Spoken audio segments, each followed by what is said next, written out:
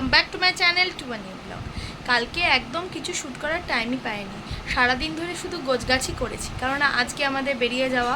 তো ফাইনালি সেই দিনটা চলে এসছে। আজকে আমরা বেরিয়ে যাব, আমাদের 9:55 হাওড়া থেকে নেতাজি এক্সপ্রেস আসে, সেটা করে আমরা পরশু দিনকে পৌঁছাবো কালকায়। সেখান থেকে আমাদের জার্নি স্টার্ট হবে।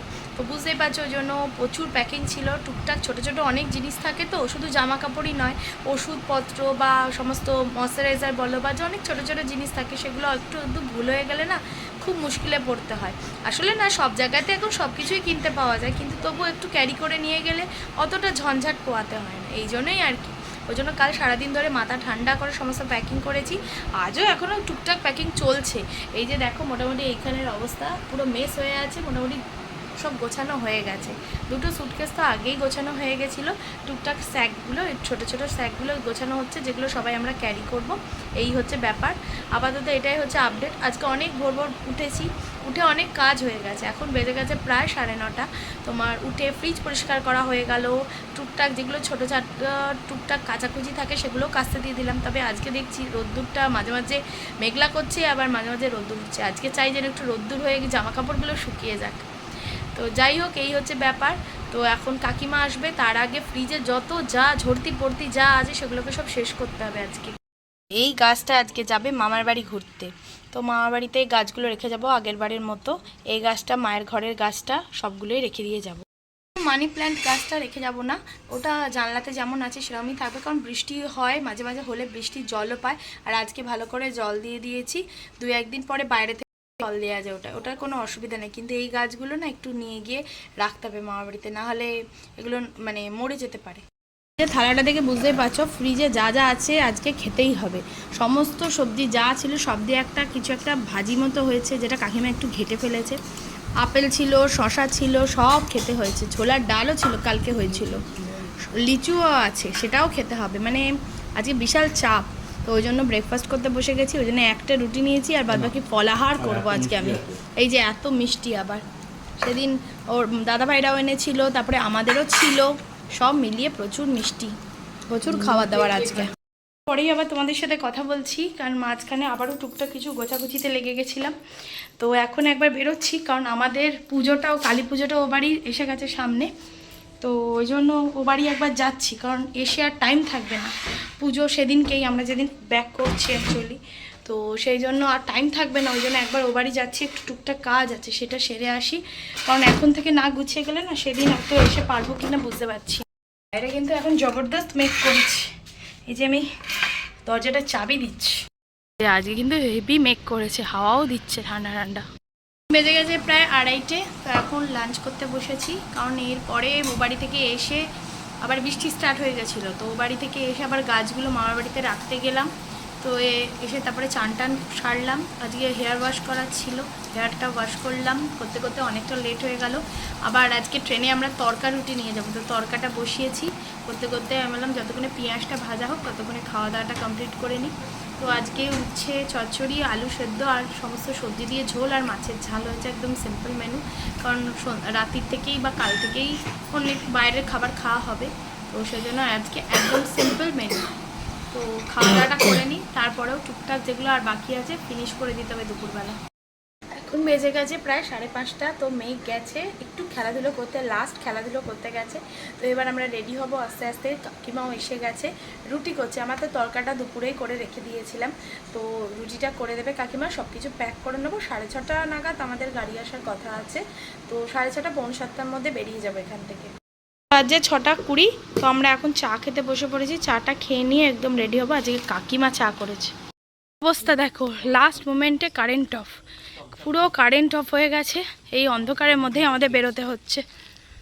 আমরা বেরোতে বেরোতে কারেন্টও এসে গেছে। লাস্ট মোমেন্টে এমন হুড়োহুড়ি হয়ে গেল কি বলবো, আর কারেন্টটাও চলে গেল। হ্যাঁ, এই জাস্ট আমরা বেরোচ্ছি আর কারেন্টটাও এলো। তো চাবি টাবি দেওয়া, চারিদিকে সব কিছু চেক করা, ওইসব করতে করতেই অনেকটা লেট হয়ে গেছে। পৌনে 7টা বেজে গেছে। তাপসদা অনেকক্ষণই এসে গেছে, আমাদের জন্যই লেট হয়ে গেল চাবি টাবি দিতে।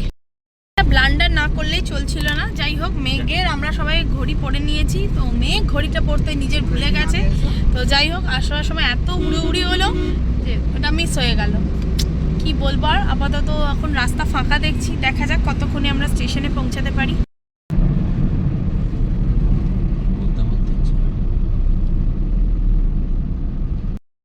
মাঝখানে বিশাল টেনশন হয়ে গেছিলো। 8:30 বাজে আছে, এত রাস্তা হঠাৎ করে জ্যাম। বললাম তোমাদেরকে ফাঁকাই ছিল রাস্তাটা, হঠাৎ করে দুটো জায়গায় এমন সিগন্যালটা বড়, যখন অনেকক্ষণ দাঁড়াতে হলো। তো মাঝখানে আমাদের মায়ের বাবির সাথে দেখা করার কথা ছিল, মানে ওরা একটু আমাদের সাথে দেখা করবে বলে রাস্তাতে এগিয়েই এসেছিলো, কিন্তু অনেকটা লেট হয়ে গেছে। ওই জন্য বাবি শুধু এসছে, মা আর আসেনি। তো ওই জন্য বাবি আমাদের জন্য একটু মিষ্টি নিয়েছে, তো সেটাই বাবির থেকে নিয়ে নেবো, আর বাবার সাথে একবার দেখাও হয়ে যাবে। এই যে বাবি দাঁড়িয়ে আছে মিষ্টি নিয়ে। দেখো তুমি কি ব্লান্ডার করেছো, তোমার জন্য কি এনেছে দেখো। তোমার কি এনেছে আরেকটা, মেঘের জন্য একটা গিফট। কি গিফট দেখো, গিফট স্মার্ট ওয়াচ। তোমার এই যে মেঘ ভুলে গেছিল ঘড়ি, ওই জন্য বাবি আবার ওকে কিনে দিয়েছে। এটা নট রিয়েল। বাহ কি জোরে ব্রেক করছো, তারপর যা এখনই পড়বে। হ্যাপি মেঘের একটু মন খারাপ হয়ে গেছিল ঘড়িটা ভুলে গেছে বলে। যাই হোক, এখন ঘড়ি পেয়ে গেছে, নতুন ঘড়ি। অনেক দিন পরে এই গঙ্গার পাড় দিয়ে গেলাম। যতক্ষণে তোমাদের দেখাবো ততক্ষণে অলরেডি গঙ্গার পাড়টা পেরিয়ে চলে এসেছি। তো অলমোস্ট আমরা পৌঁছেই গেছি।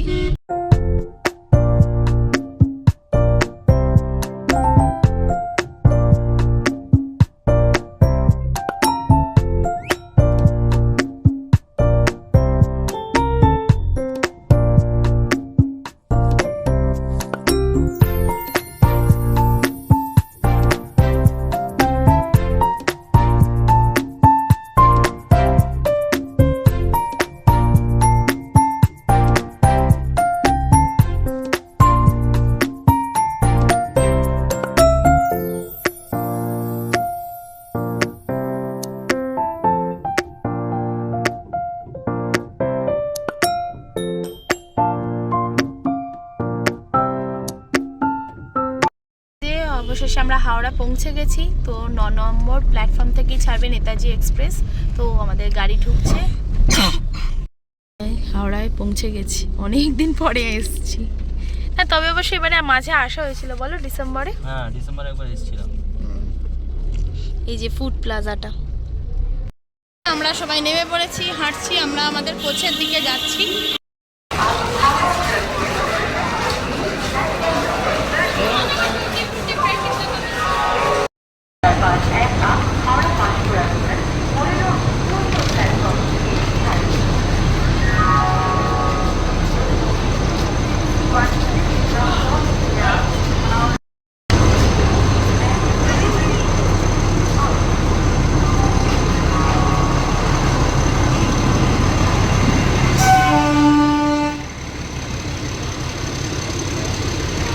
আমাদের দুটো, একটা আপার একটা লোয়ার এদিকে পড়েছে, আর এদিকে একটা মিডল বাথ। আমরা মোটামুটি সেটেল হয়ে গেছি, জিনিসপত্র সব তলায় ঢুকিয়ে দিয়েছি, সবাই বসে আছি। ও বলছে আমি কোনোদিন এরকম সাইড বাথে উঠিনি, তাই না? ফাইনালি ট্রেন ছাড়লো পুরো 10টা 3।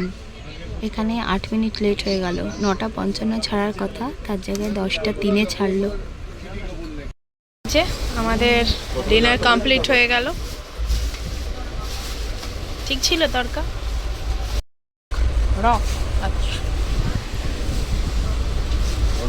দেখো মেঘ উঠে গেছে মিডল বাঙ্কে, মোটামুটি সবাই শুয়ে পড়েছে। আমাদের ডিনার কমপ্লিট, আমরাও শুয়ে পড়বো এবার।